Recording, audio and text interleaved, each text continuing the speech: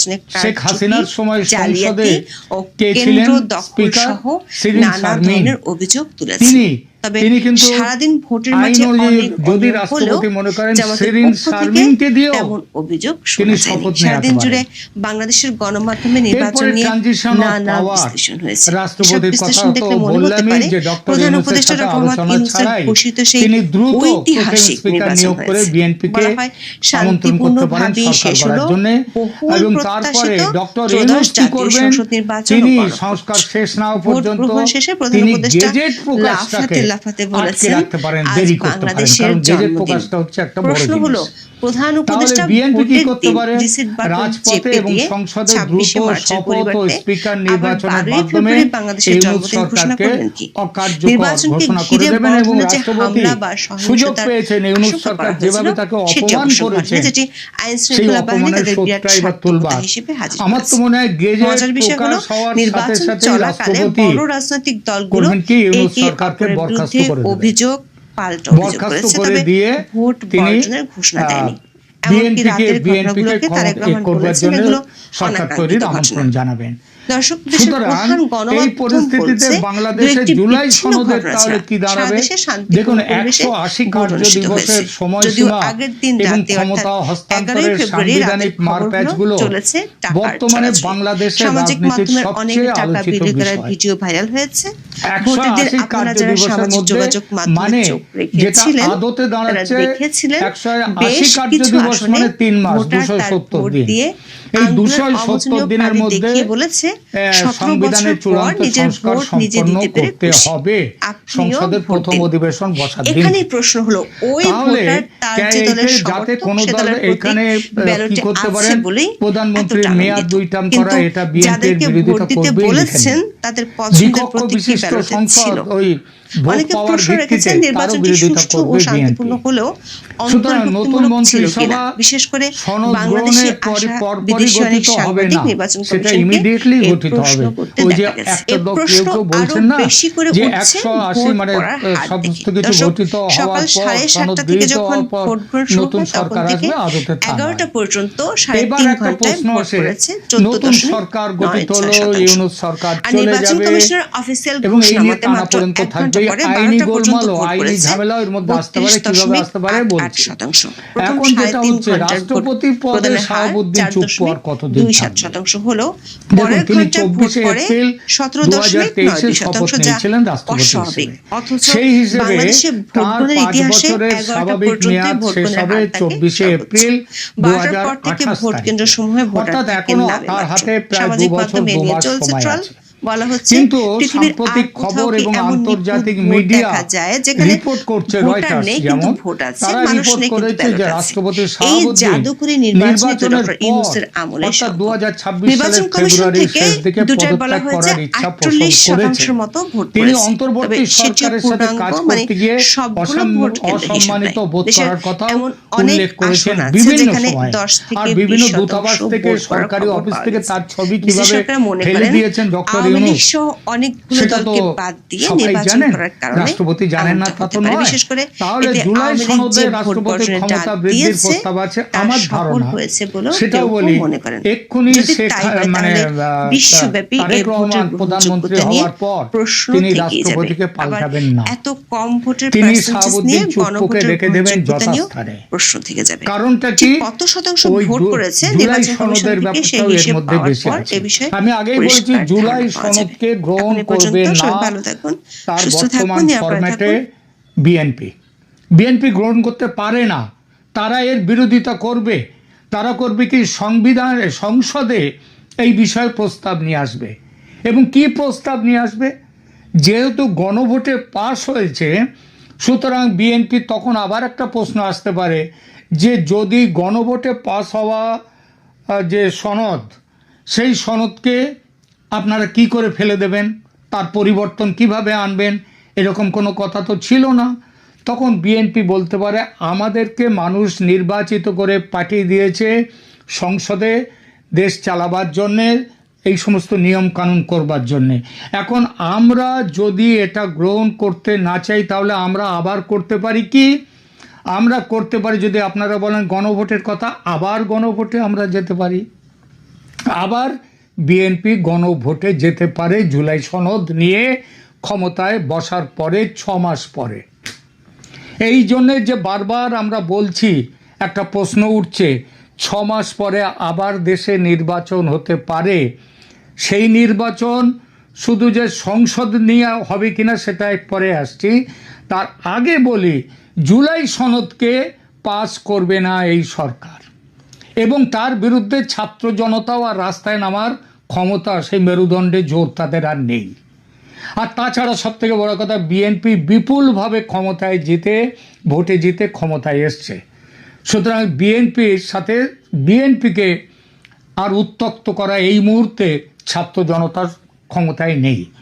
তাহলে বিএনপি তখন করতে পারে কি, নতুন করে আবার গণভোটের ব্যবস্থা করবে 6 মাস পরে। এই গণভোটের মধ্যে কি আবার নতুন করে সংসদ নির্বাচনের কথাও আসবে?